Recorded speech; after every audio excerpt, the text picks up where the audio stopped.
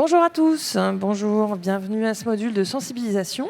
Je m'appelle Pascale Guiffan, je suis cofondatrice et directrice générale d'Openland, que je vais vous présenter, qui est une entreprise sociale dont l'objectif est de réparer la Terre. On va en discuter. Pendant ce module, la question qu'on va se poser ensemble, c'est comment faire pour que votre entreprise se régénère.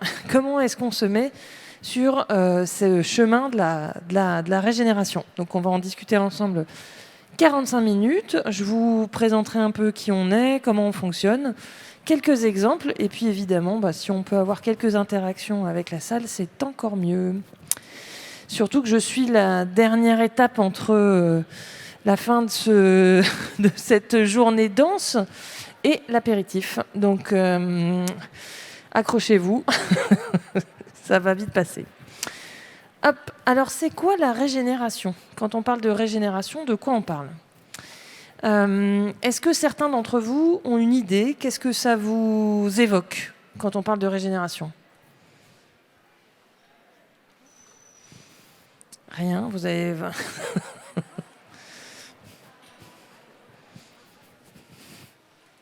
Allez-y. Non, c'est juste basique. Il y a donc il y a forcément quelque chose avant qu'on a généré, et là on veut régénérer, donc soit du nouveau, soit un nouveau modèle, soit autrement. Enfin, je sais pas, je le vois comme ça. Réparer le vivant.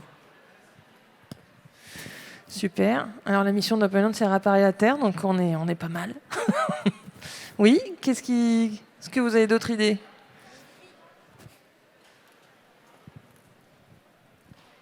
Je disais le mot vie. La vie, ouais. Ça rend vivant, quoi. Est-ce que ça donne envie? Oui? Ok. Bon, tant mieux alors. Donc la régénération, quand on parle de régénération, nous, qu'est-ce qu'on se dit? Aujourd'hui, dans notre modèle de fonctionnement, notre modèle de société, quand on parle notamment, pour le coup, du vivant, on est plutôt dans un modèle extractiviste. C'est-à-dire que nos activités, aujourd'hui, ont un impact sur les écosystèmes, sur les vivants. Et en fait, on s'aperçoit qu'il a un impact plutôt négatif. Effondrement de la biodiversité, pollution, impact sur les ressources en eau, etc., etc. C'est-à-dire que plus on va exploiter, plus la capacité de résilience des écosystèmes baisse. J'imagine que vous êtes... que vous êtes familier avec le jour du dépassement, qui note justement à quel moment est-ce que ces capacités des écosystèmes, ces capacités de résilience sont dépassées. Donc ça, c'est une première chose. Dans la notion de développement durable, on est souvent dans une notion de limiter l'impact, de neutraliser l'impact. C'est-à-dire que sur la situation actuelle, on va finalement rester à cette situation actuelle. Okay ? Donc on ne va pas forcément essayer de régénérer, qui est le troisième élément, qui est de dire, aujourd'hui, on a tellement exploité, on a tellement puisé dans les ressources, l'idée est de se dire, on n'a pas seulement besoin de neutraliser notre impact actuel, mais on a besoin de travailler à régénérer. D'accord ?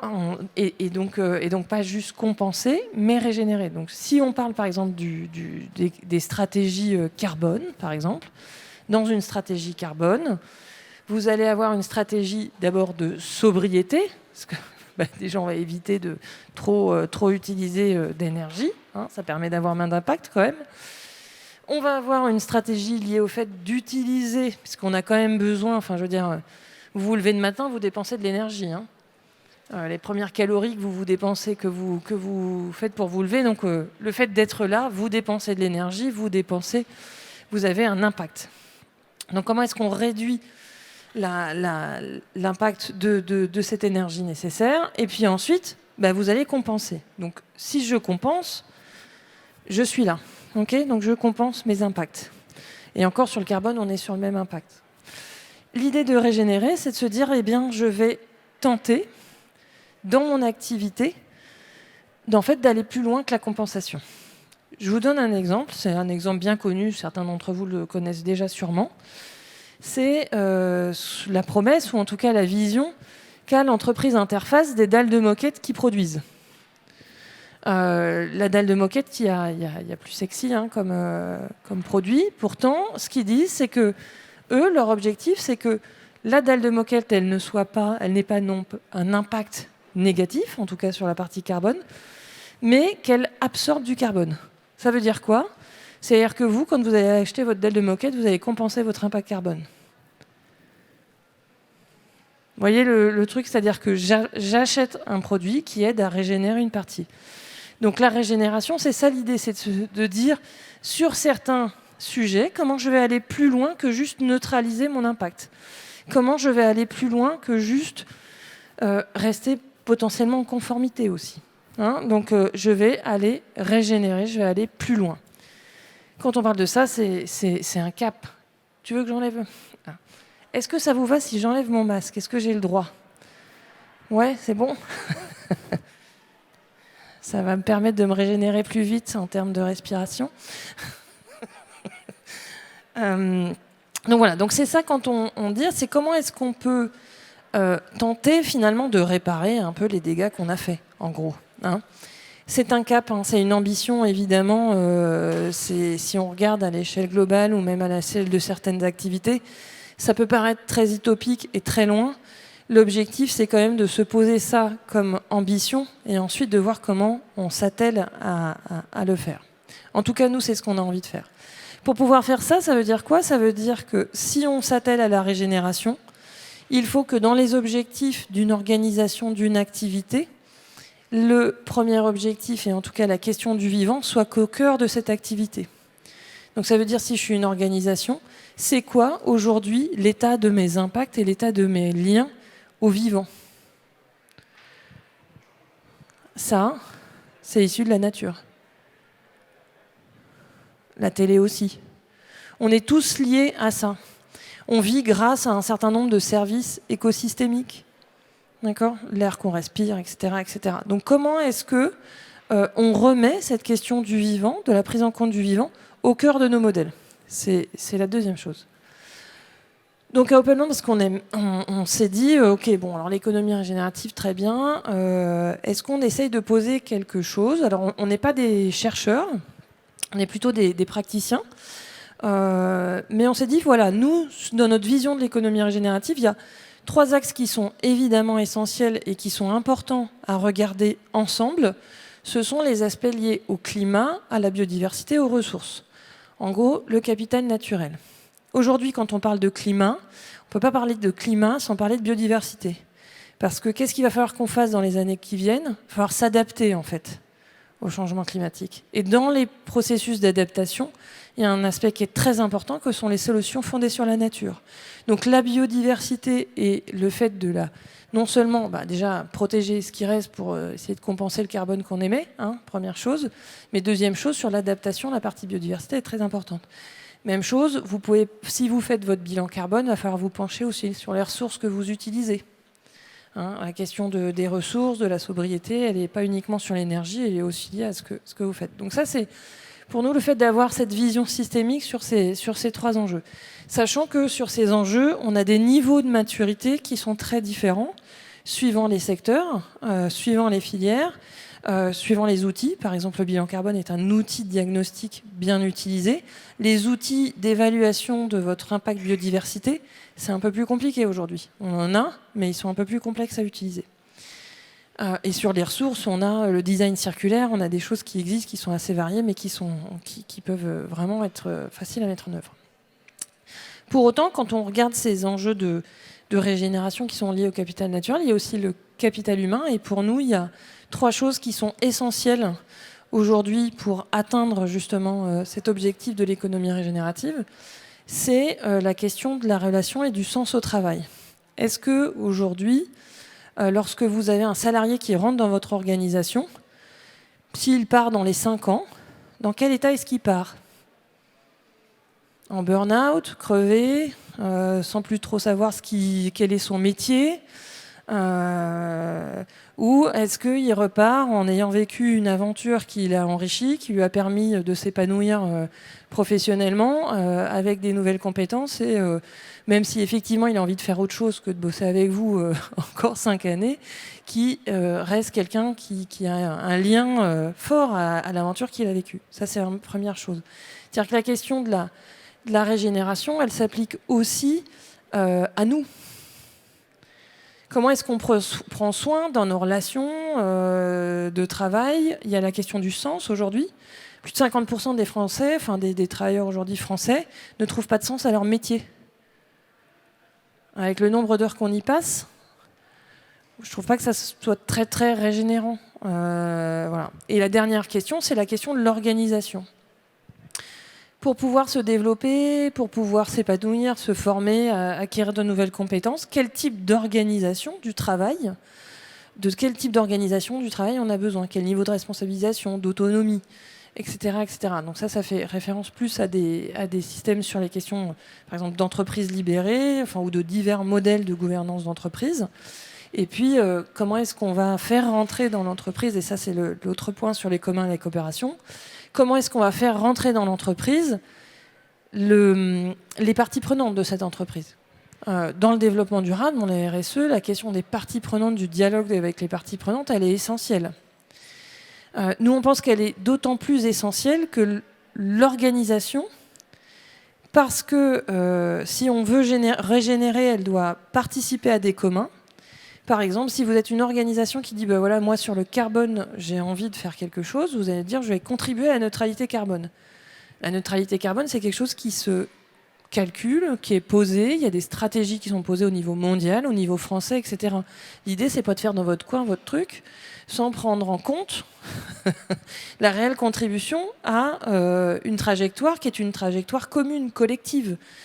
Quand on va parler de biodiversité, vous allez me dire ouais, voilà, ok, je vais admettons, tiens, prenez un exemple.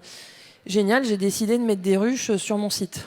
En ce moment, sur les trucs de biodiversité, c'est une action qu'on a beaucoup. Bon, bah ok, si vous êtes à Paris, évitez en fait, parce qu'il y en a déjà trop. Et donc en fait, ça dépend de votre territoire. Ce que je veux dire, c'est que l'action que vous allez mettre en place, la stratégie que vous allez mettre en place sur ces sujets, ne peut pas être hors sol par rapport au territoire dans lequel vous êtes. Elle a besoin de s'inscrire dans ce qu'est le territoire, dans les communs de ce territoire.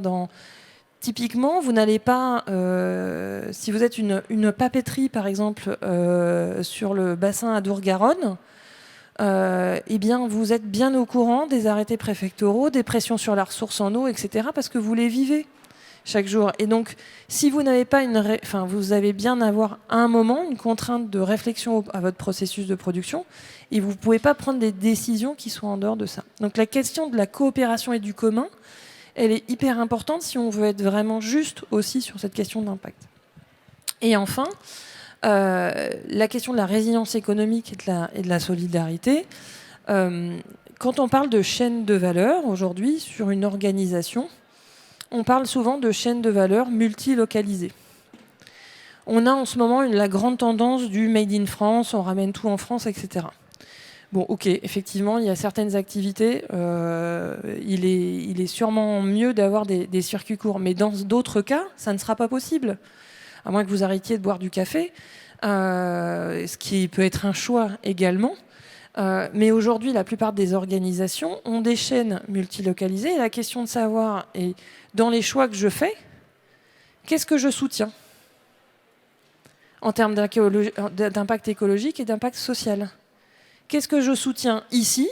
Est-ce que je décide de travailler avec plus de prestataires locaux parce que j'estime que c'est important pour le territoire, que je peux le faire, que ça correspond aux envies de mes clients, etc. Mais si ce n'est pas le cas, ça ne veut pas dire qu'il ne faut pas regarder. La loi sur le devoir de vigilance, par exemple, sur les questions de droits humains, elle s'applique aujourd'hui aux grands donneurs d'ordre. Mais bon, vous pouvez être aussi un fournisseur de rang 1, 2, 3 de ces grands donneurs d'ordre, donc vous êtes concerné aussi par ça.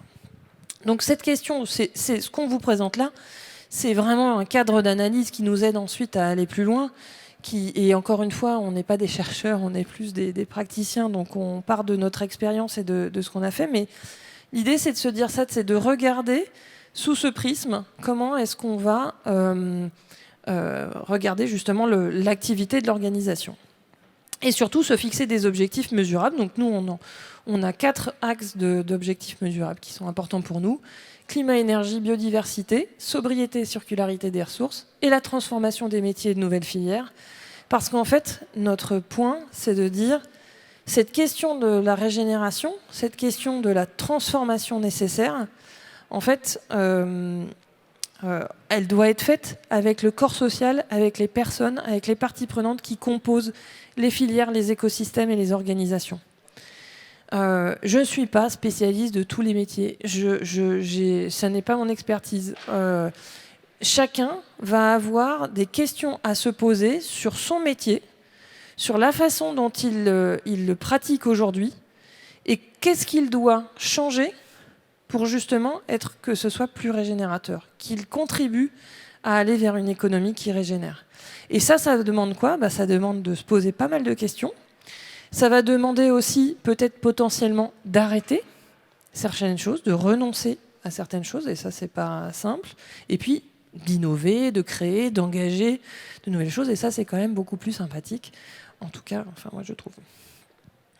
Alors, quelques exemples, mais avant ça, c'est pour ça que j'ai mon kakémono, je sais qu'on n'a pas trop le droit, là, mais... Je voulais juste vous présenter ça en disant, OK, nous, Openland, comment est-ce qu'on travaille justement sur ces questions de régénération, juste pour se dire, OK, on a des objectifs, on a ce cadre d'analyse qui est de l'entreprise régénérative, mais c'est quoi les étapes pour se lancer ? De quoi on a besoin ? Qu'est-ce qu'on peut mettre en place pour se mettre sur ce chemin ? Parce que c'est pas le tout de se dire, ça va être un cap, etc.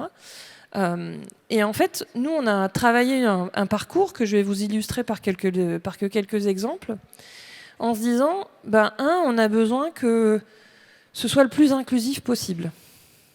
Que ces sujets, le plus grand nombre, les comprennent, s'en saisissent, se questionnent et aient envie d'agir dessus. Donc ça, c'est la partie sensibilisation. 2, on a besoin de se relayer à la science, d'être rigoureux. C'est pas juste un sujet comme ça, c'est quand même l'avenir, notre avenir, celui de nos enfants, la façon dont on va vivre et s'adapter au monde qui vient. Donc on a besoin d'avoir des données, de savoir où on en est aujourd'hui, comment est-ce qu'on agit, qu'est-ce qu'on fait, de prendre conscience aussi parfois d'angles morts qu'on peut avoir. Donc ça, c'est vraiment le diagnostic. Enfin, et une fois qu'on est arrivé là, c'est évidemment pas forcément l'endroit le plus sympathique. En fait, cette courbe, pour ceux qui connaissent, elle est inspirée de la théorie du U, qui est un labo du MIT. Elle fait aussi penser à la courbe de deuil. Mais ça veut dire qu'en bas, va falloir potentiellement faire le deuil de 2-3 choses et se dire, OK, j'ai mon diagnostic. Peut-être qu'il y a des choses aujourd'hui qui ne conviennent plus, ou en tout cas qu'il va falloir que je change.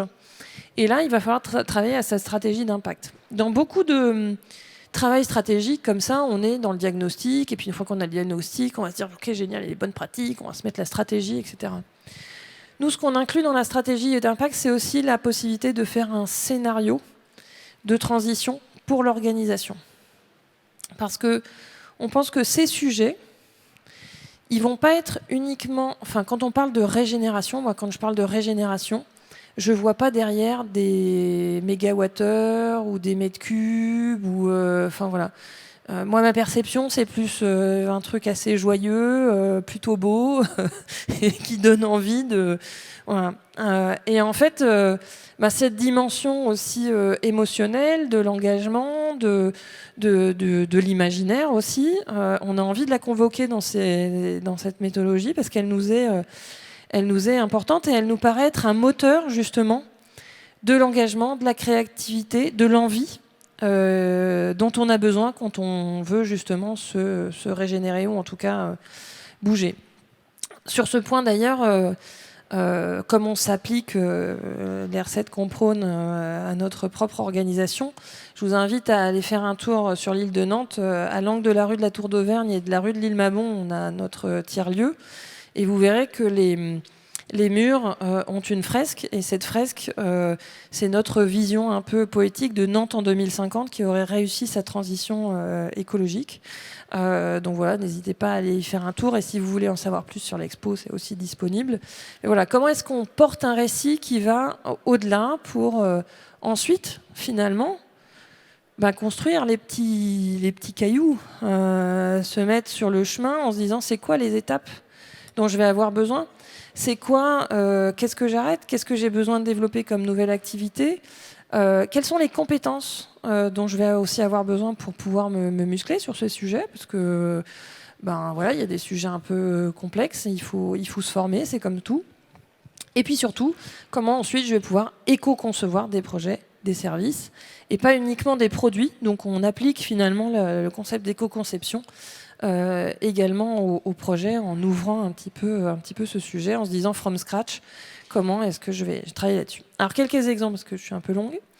On travaille avec plusieurs organisations du territoire. On a notre client, donc Thierry Immobilier, et puis Adélaïde notamment, avec qui on travaille. Et Thierry Immobilier, quand on a commencé à travailler avec eux, en se disant, OK, la question c'était comment je régénère un peu ma gestion de syndic immobilier. Est-ce que quelqu'un est dans une assemblée de copropriétaires ici, ou y a participé? Vous n'avez jamais été copropriétaire? Si, quand même. C'est sympa comme... on se régénère bien. Hein, ouais. Et à la fois, c'est hyper important. Parce qu'il s'agit de gérer un commun. Quand on est dans une assemblée de copropriétaires, on gère un commun. On gère la vie ensemble, on gère... voilà. Et Thierry Immobilier, ils ont fait un truc super, c'est qu'ils se sont dit, OK, dans ces communs, il y a des espaces végétalisés, etc. Qu'est-ce qu'on pourrait faire? Est-ce que finalement la question de l'agriculture urbaine, ça se pose à nous? Et donc on a cherché, on a travaillé, on a fait des expérimentations d'éco-pâturage assez sympa. Et puis surtout, ils ont développé une initiative qui s'appelle Révèle ta copro, qui est un peu le premier budget RSE d'une copropriété. Ils ont eu un prix national sur le sujet.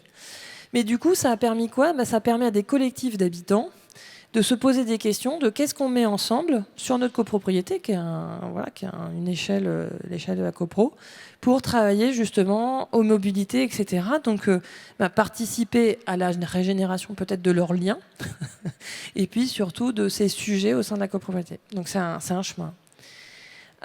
Avec Thierry Immobilier, on a aussi travaillé sur un outil qu'on a développé qui s'appelle la fresque de l'entreprise responsable, qui est un outil open land. Et en fait, cet outil, il a quel objectif? Il a l'objectif de faire jouer les membres d'une équipe ou des membres d'une filière. Par exemple, on peut aussi travailler sur les filières, sur la chaîne de valeur, en fait. Donc on travaille non pas uniquement sur l'organisation, mais sur sa chaîne de valeur. Ça veut dire quoi, sa chaîne de valeur? Ça veut dire travailler sur l'amont, la relation avec les fournisseurs, travailler sur l'aval, la question d'usage, la question du client, etc.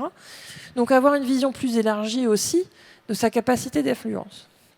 Et donc, on travaille à identifier les impacts sur la chaîne de valeur, les actions déjà mises en œuvre pour gérer ces impacts, et puis surtout, qu'est-ce qu'on rêverait, qu'est-ce qu'on a envie de pousser plus loin, justement, pour aller vers la régénération. Donc, et avec Thierry Immobilier, on a développé en fait une fresque adaptée pour Thierry Immobilier, qui est un jeu. On a formé des ambassadeurs au sein de l'organisation qui aujourd'hui vont former l'ensemble des salariés, jouer. Donc pendant 2 heures, on va jouer avec des cartes, etc. sur le plateau pour se dire c'est quoi notre impact, qu'est-ce qu'on fait aujourd'hui et comment est-ce qu'on peut aller plus loin. Et là, c'est toute l'entreprise qui y passe. Et c'est aussi un outil qui va être utilisé par les personnes qui arrivent dans l'organisation, qui sont employés, qui sont nouveaux employés. Donc, c'est-à-dire, j'arrive, on me dit déjà quels sont les impacts et surtout qu'est-ce que j'aimerais que je fasse de plus. Donc ça, c'est la phase, on est dans le début du U, la phase sensibilisation. Et souvent, cette phase, elle aide aussi à identifier quels sont les gaps qu'on a sur le diagnostic. Est-ce que certains d'entre vous ont déjà fait dans les organisations dans lesquelles vous avez travaillé des bilans carbone? 3, ok. Biodiversité? Ouais.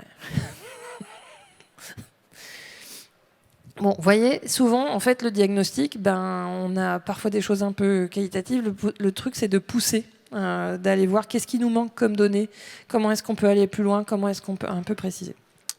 Donc ça, c'est l'exemple de Thierry Immobilier. Donc, ils sont en chemin. Deuxième exemple, la 5e génération du groupe Charrier. Alors, la 5e génération, c'est quoi ? Là, c'est carrément les actionnaires, en fait, du groupe Charrier. C'est eux qui reprennent les rênes du pilotage de ce groupe de BTP. Vous imaginez bien que sur le BTP, il y a deux, trois sujets sur la régénération. Et donc, avec eux, ils nous ont fait confiance et on les a accompagnés sur une formation un peu sur ces questions, justement. Et on a parlé, par exemple, de géomimétisme. On a parlé de l'impact de la construction. On est allé explorer des inspirations sur l'avenir aussi de leur métier, la façon dont ils peuvent le mobiliser, etc.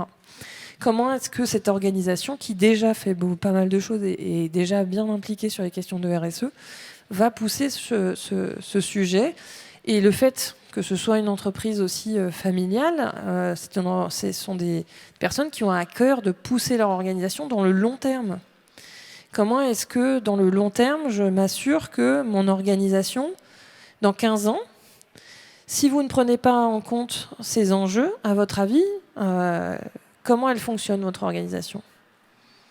Comment est-ce qu'elle va être valorisée par des nouvelles recrues, etc., etc. Donc il y a aussi cette dimension-là. Donc ça, c'est vraiment la formation. Et puis, on travaille avec la Fraiseraie. Donc ça, c'est chouette. C'est plutôt agréable. Donc la Fraiseraie, c'est quand même une organisation assez emblématique du territoire par je dirais la gustativité, la qualité de leurs produits. Et Alain Tête-Doigt, qui en est le PDG, en fait, a finalement transformé ce modèle de l'industriel vers l'artisanal, et elle a vraiment envie d'être dans un modèle qui va s'inscrire dans les 20 années qui viennent, donc en régénérant, en étant vraiment régénérateur sur leur production, sur la transformation, en identifiant tous les impacts d'un point de vue carbone, biodiversité, ressources, en minimisant au maximum et en transformant à la fois son outil opérationnel, puisqu'il développe un nouvel outil opérationnel, son récit et la possibilité justement de créer, ou en tout cas de faire bouger cette organisation vers plus de régénération. Évidemment, quand on est dans le secteur agricole, la question de la régénération, elle se pose aussi plus fortement, puisqu'aujourd'hui, c'est quand même un des secteurs qui est plus avancé. Donc ça, c'est un autre exemple. Vous voyez que sur tous ces exemples, il n'y en a aucun qui est parfait, complet, fini, parce qu'en fait, encore une fois, c'est un chemin. C'est-à-dire que l'objectif, c'est de fixer une ambition forte et ensuite de se mettre le chemin vers ça. Ah ben voilà, donc ça c'est la fresque. Donc ça, c'était juste quelques exemples sur ces questions de régénération. En tout cas, ce que je voulais vous dire là-dessus, c'est que il y a à la fois une question de thématique, de bien maîtriser ces thématiques, etc. Mais il y a pour nous aussi une question de mobiliser et d'être le plus inclusif possible dans ce sujet. Parce que quand on parle de régénération, on parle d'une transformation profonde de la façon dont on fait les choses. Il ne s'agit pas juste d'avoir une stratégie à côté qui va venir en plus des objectifs économiques et qui va faire plaisir à tout le monde. C'est vraiment une transformation profonde de la stratégie, du modèle économique et de la façon dont l'organisation va bouger. C'est vraiment ça que nous, on a envie de pousser. Et pour transformer profondément une organisation, il faut travailler avec les êtres humains qui la composent, avec les êtres humains qui sont autour de cette organisation, donc notamment les parties prenantes. Et ça, pour nous, c'est un parti pris très important. C'est-à-dire que le fait que ce soit inclusif, le fait qu'il y ait besoin chacun de monter en compétence et d'être accompagné sur ces sujets, c'est clé parce que, en fait, c'est juste comment est-ce que ces questions deviennent des réflexes dans les questionnements de projet, dans les questionnements sur l'innovation, dans les questionnements que je vais avoir quand je fais de la R&D, dans les questionnements que je vais avoir quand je fais du marketing, du commerce, de la vente, etc. comment est-ce que je vais me poser la question de l'utilité, de l'impact, de la façon dont ça contribue au territoire dans lequel je suis.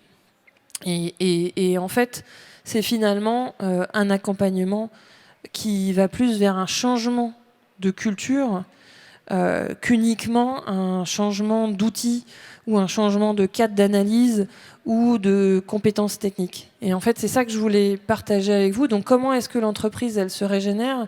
Elle se régénère sûrement en se posant la question de là où elle est, de son impact, de manière franche et précise. Elle se pose la question aussi de la façon dont elle va faire bouger sa culture. Et la culture, c'est plein de choses dans une organisation. Et c'est très important de prendre ça en compte, à mon avis, si on veut se régénérer. Alors, est-ce que... Donc, je vais m'arrêter là.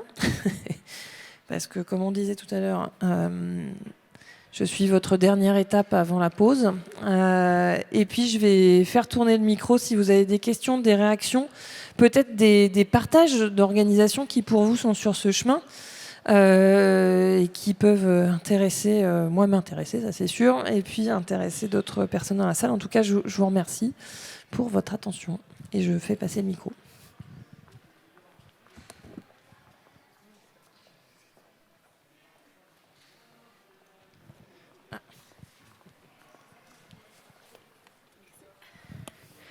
Non, j'avais une petite question. Je partage complètement cette nécessité de transformer les choses vraiment, enfin pas en surface, en profondeur.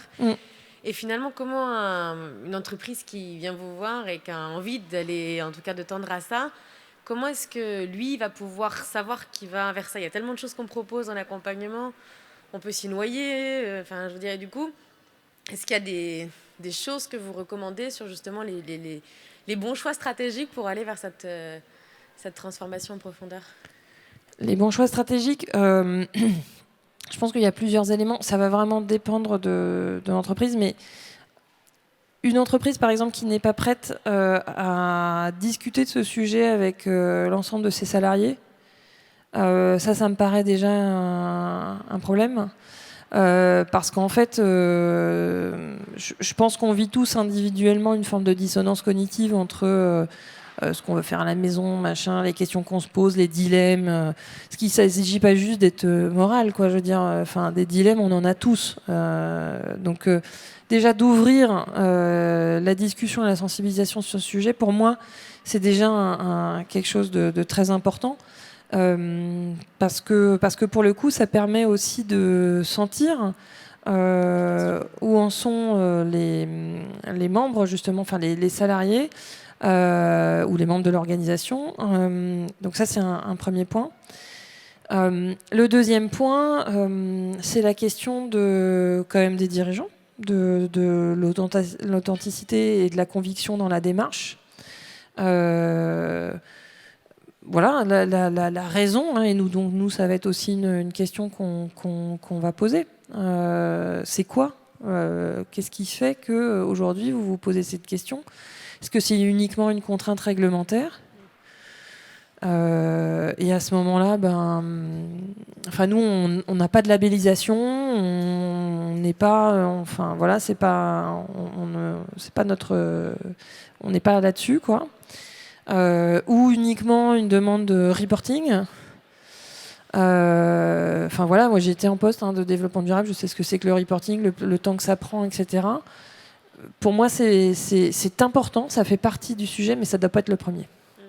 Donc en fait, ça va dépendre vraiment, et après c'est une discussion, mais je pense que le partage, le pourquoi de la démarche, pourquoi est-ce qu'on se lance dans la démarche, et puis le fait d'accepter de ne pas entendre que des trucs qu'on a envie d'entendre en fait.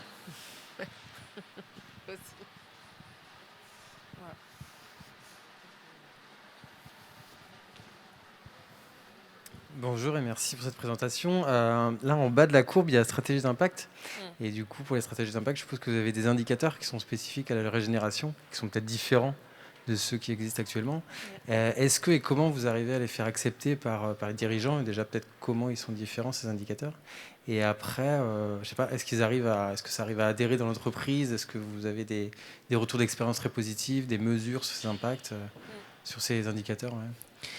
Alors, sur les indicateurs, déjà, il faut qu'ils soient en lien avec les indicateurs des stratégies carbone, etc. Sinon, il faut que ça s'inscrive dans les stratégies territoriales, sinon c'est compliqué. Deuxième chose, faut déjà, parce que faudrait que tout le monde soit... On n'est déjà pas à la neutralisation des impacts pour beaucoup de sujets. Donc, le truc, c'est qu'on va reprendre des impacts qui sont connus aujourd'hui. Et en fait, ensuite, la question, ça va être une question d'ambition et de temps. Il y a la question du temps long aussi. Donc nous, quand on fait des animations, souvent on dit on va travailler un plan d'action à 25 ans, par exemple. Ils me disent c'est sympa, mais 25 ans, où est-ce que je serai, etc. Et puis, il suffit de se projeter un peu, d'imaginer et tout. Et peut-être qu'à 25 ans, on n'est pas obligé d'avoir tout de suite du super chiffré, etc. Mais en fait, de se poser cette envie. Et ensuite, on construit. Donc, la construction d'indicateurs, pour moi, c'est pas ça le plus complexe. Parce qu'en fait, ils viennent soutenir une ambition et ils viennent soutenir une vision. Le plus complexe, c'est d'accepter de lâcher un peu... vous savez, c'est comme quand on est assis dans un fauteuil, qu'on est un peu crispé, là on a du mal, là on se tient aux accoudoirs. C'est de lâcher un peu les accoudoirs, de lâcher un peu le quotidien et d'accepter de se projeter plus loin, d'accepter aussi de renoncer à certaines choses. Et je pense que la plus grande difficulté, elle est là. Parce que sur ces questions, il y a des choses qu'il va falloir arrêter. Je vous prends un exemple. Est-ce que ça vous semble bien raisonnable qu'aujourd'hui, on continue à envoyer de l'eau puisée dans les Alpes françaises aux États-Unis dans du plastique ? Ça s'appelle de l'eau minérale. Voilà. Je veux dire, c'est juste, il y a un moment où il y a peut-être certaines choses, et je sais que c'est très ennuyeux parce que il y a certains secteurs qui vont en pâtir, mais si on pose pas ces questions, si on n'est pas dans ce dialogue, c'est compliqué ensuite de fixer. Après, les indicateurs, ils suivent. Mais alors, du coup, juste pour aller un peu plus loin, ça veut dire que vous travaillez avec les dirigeants pour les faire accepter une notion d'utilité au-delà de la notion de responsabilité. Oui. Et vous arrivez à les faire changer un peu d'avis ou en tout cas de positionnement. Ouais, vous tentez. En fait. On tente, ouais. On tente. Et puis après, attention, hein, l'idée, c'est pas de dire... ok, je suis pas du tout utile, donc j'arrête tout. Hop, stop. Je ferme la boîte, je prends mes billes et puis je vais aller faire autre chose. Je vais aller me mettre sur une plage en Bretagne pour le coup, plutôt qu'à Acapulco pour mon bilan carbone. L'idée, c'est aussi ensuite comment on accompagne la transformation du modèle. Parce que c'est pas juste le fait de faire un état des lieux et de se dire c'est horrible, il faut que j'arrête. C'est la question de la transformation et quels sont les espaces que je vais ouvrir pour pouvoir tester des prototypes, pour pouvoir éco-concevoir, pour pouvoir bouger des bouts de ma chaîne de valeur et comment je fais ça de manière aussi en progressivité.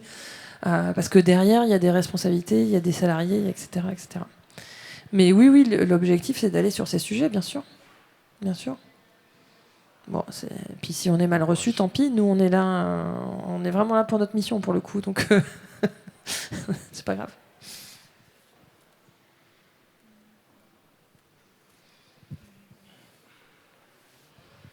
Là, vous parlez d'entreprises à produits. Pour des entreprises qui vendent, j'aime pas trop ce mot-là, mais bon, qui vendent des personnes, des ETP. Ouais. Pour tout ce qui est la partie base de votre graphique, je comprends bien au niveau relations, travail, sens du travail. Par contre, au niveau biodiversité et impact sur le biodynamisme, comment on va mesurer, comment on va avoir l'impression d'avoir un impact sur cette partie-là? Donc quel est votre métier? Pardon, juste qu'on précise bien, qu'on ait un cas concret, comme ça on peut... Je travaille notamment pour des entreprises qui vendent des ETP pour l'industrie. Ok, d'accord. Donc chez toutes les grandes industries françaises. D'accord, ok. Et ils sont équipés, ces salariés? Ils sont équipés en termes de... Voiture de fonction, téléphone portable, ordinateur, etc. Très peu. En général, c'est le client qui fournit. Ok. Mais oui, ça arrive, des véhicules pour les managers, pour les commerciaux. D'accord. Mais effectivement, mais c'est pas la majorité de... Enfin, si on mesure l'impact global, c'est pas une grande majorité de l'impact. Alors, c'est quoi votre impact majoritaire ? Bah justement, ça va être plus de l'impact social, de l'impact... Ok. Quand on mesure les tri des déchets, bon, il y a quelques voyages, effectivement, mais c'est pas énorme vis-à-vis de l'impact social, du sens du travail, tout ça. Est-ce que les personnes qui sont chez vos clients, est-ce qu'ils ont connaissance de ces sujets ? Très peu. Ok. Très peu, ouais. Est-ce que vous pensez que s'ils avaient connaissance de ces sujets, ça permettrait potentiellement d'ouvrir une discussion à minima avec vos clients là-dessus ? Sans que ça en soit des experts, hein, mais...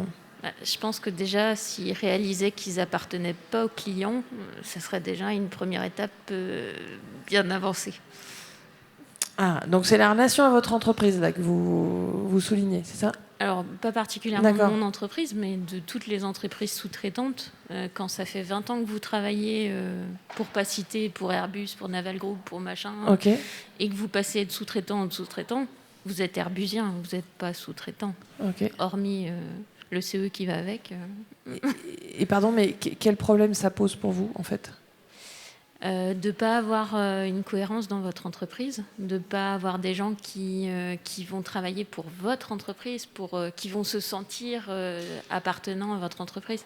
C'est-à-dire que tous les segments de votre entreprise ne vont pas avoir l'impression de travailler pour la même entreprise. Ok, d'accord. J'entends. Ouais, j'entends. Et vous n'avez pas beaucoup de temps ensemble, en fait, sur ces sujets, c'est ça ? Aucun temps ensemble. Mais là, je parle pas forcément que de mon entreprise, mais oui, non, mais j'entends. de façon globale. J'essaye juste de prendre votre point. Moi, je pense que le truc, c'est que suivant vos domaines, hein, suivant les filières, on n'a pas du tout les mêmes niveaux d'impact. C'est clair que si je suis cimentier ou si je fais votre métier, on va pas du tout avoir le même impact. Par contre, se poser effectivement la question de votre impact par rapport à votre métier, pour moi, le plus gros impact que vous pouvez avoir sur ces sujets, c'est la façon dont vos salariés sont armés pour prendre en compte ces problématiques, quelle que soit l'entreprise dans laquelle ils travaillent, et en contribuant à vous, votre impact en tant qu'entreprise, qui sont membres de votre entreprise, mais surtout à vos clients. C'est-à-dire que, est-ce que dans vos métiers, il y a la possibilité peut-être de faire déjà d'avoir une sensibilisation, de faire monter en compétence sur ces sujets, et donc d'amener en fait un service complémentaire à vos clients, en tout cas une prise de conscience complémentaire à vos clients sur ce sujet, parce qu'il y a fort à parier qui sont en train de bouger sur le sujet aussi. Mais à mon avis, qui soient relais plutôt de la bonne parole que... voire acteurs carrément. Parce que je pense que chacun dans son métier peut être acteur de ces sujets. On a tous une capacité, une envie de se questionner. Enfin, voilà. Je pense que le sujet aujourd'hui, il est médiatiquement partout. Voilà. La question, c'est comment est-ce que moi, dans mon métier, est-ce que je peux faire quelque chose à mon échelle ? Et voilà. J'aime bien cette citation d'Édouard Glissant qui dit agis en ton lieu et pense avec le monde. Je crois que c'est vraiment ça qu'il faut essayer de faire, quoi. Voilà. Merci pour la question en tout cas. Je vais m'arrêter là. Merci à vous et je me tiens à votre disposition.